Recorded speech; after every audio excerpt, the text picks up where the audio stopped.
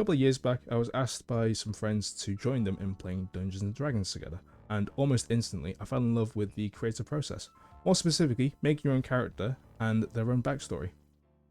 However, life got in the way, so I couldn't really play Dungeons and Dragons much, so I got a little game you might not have heard of called Baldur's Gate 3. I played maybe just a couple of hours of that game in particular.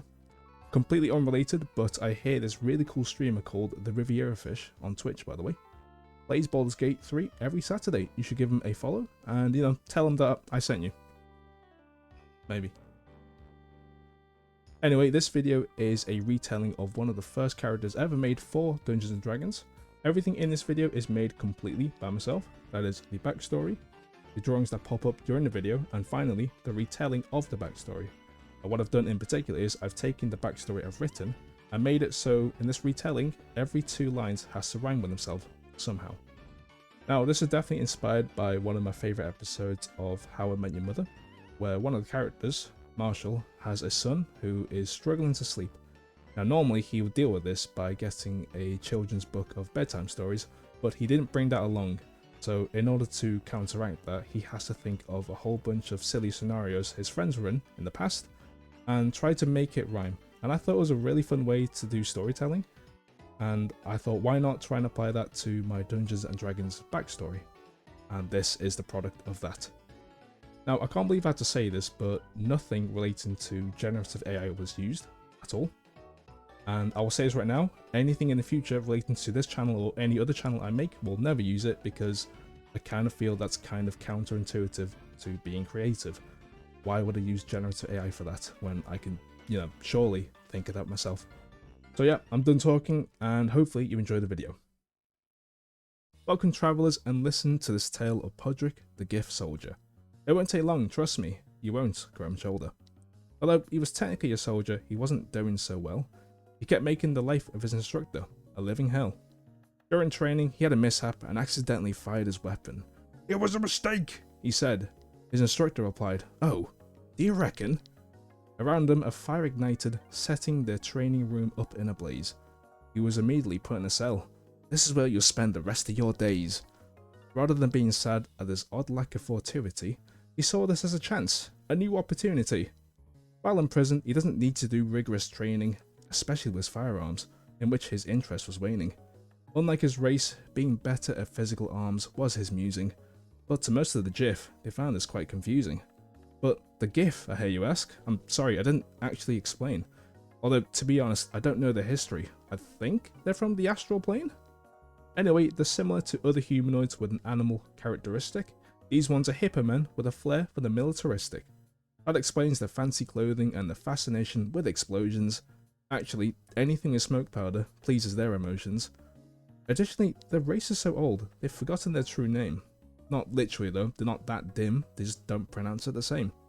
One may say Jiff, the other says Giff, both with the same meaning. Either way, both parties manage to end up seething.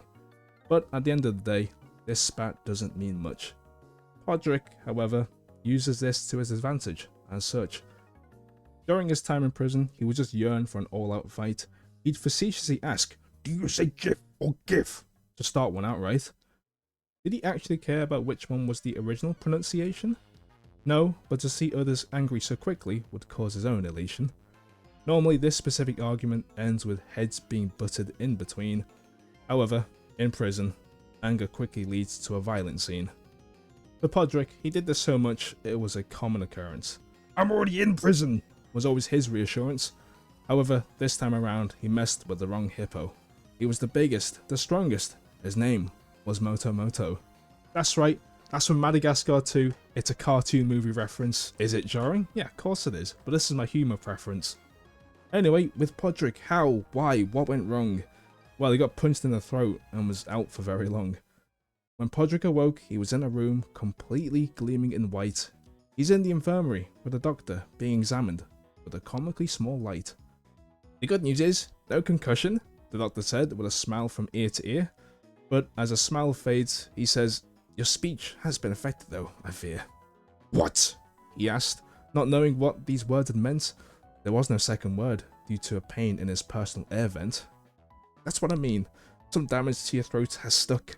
I'd refrain your words to one syllable, and don't push it, look. Disbelief filled the air while the doctor continued about his condition. News spread around the prison like the latest news edition. Finally, he can't speak, we can actually get some peace and quiet. Or at the very least, he can't cause a riot. And they were right. Pod wouldn't cause trouble anymore. He was chosen to join a mining expedition to collect some ore. Rick's assumption was wrong, his punishment could still be upgraded, being sent to mine a meteor so that his morale would be degraded. It wasn't just him, of course, it was the worst of the worst. Moto and Pod, those were the names chosen by the warden first. As he was getting ready, he saw the ship's crew, a different species, a plasmoid, one he never knew. They were there to pilot the ship, to keep it on course. Also some Jiff guards. Rick tries to speak, but his throat was permanently coarse. You'd think this would stop Pod from inciting any violence.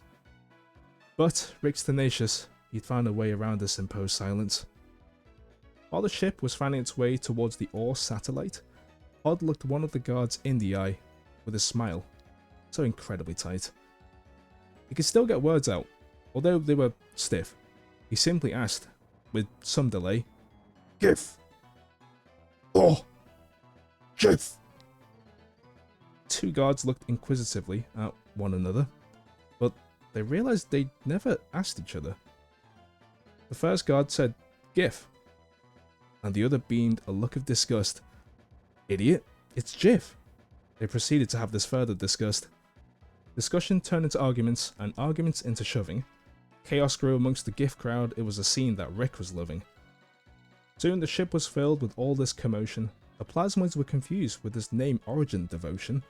Soon all the Jiff were at it, both prisoner and guard. It made the job of piloting the ship so much more hard. With the Giff either side, the plasmoid captain was struggling to steer, so much so that the ship's trajectory began to veer.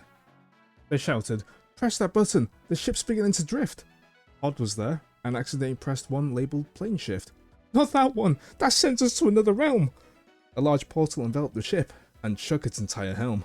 The ship appeared in the sky in some other land, still out of control though, as it wasn't properly manned. It hurtled about, spun around, was probably even upside down, until it came into contact with a forest, and gave its trees a fiery crown. After all this mess, those still in the helm managed to survive. Unfortunately for them though, that meant Rick was also still alive. For many guards and prisoners, their numbers became so few. In order to survive in this world, they had to start anew. Although the captain was understandably filled with rage, they couldn't afford to argue, not at this stage.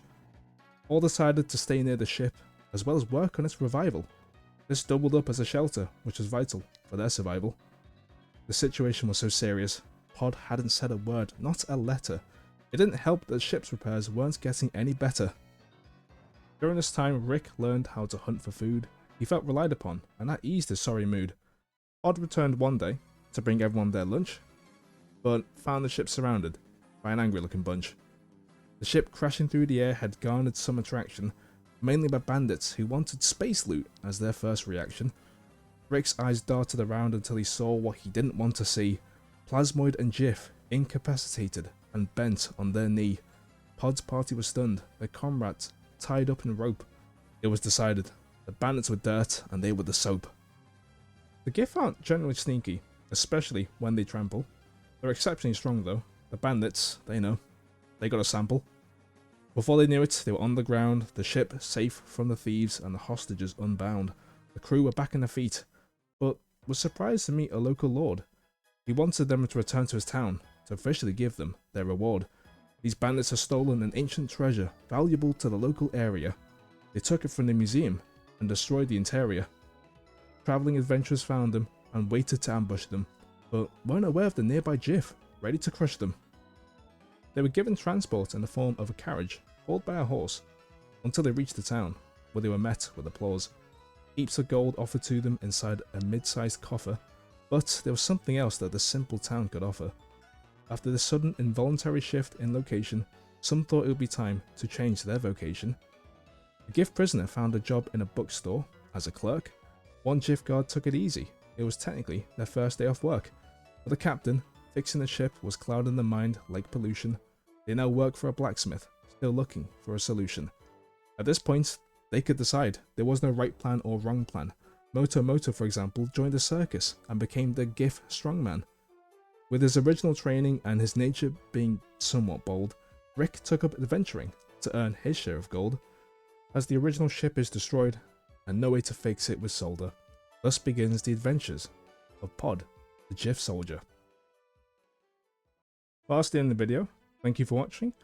It's a bit late to say it, but my D&D lore isn't great, so if there's some bits wrong here and there, I'm just going to ignore it because I don't even have a copy of the player's handbook. But oh well. I do have more planned in the future, but I don't know how long it's going to take. It did take a while to, you know, rewrite the script and everything, and also draw everything because I'm not a great artist. But hopefully this will be a baseline for other videos in the future. Be sure to like and subscribe, and remember to give that dude I mentioned before a follow on Twitch. Please.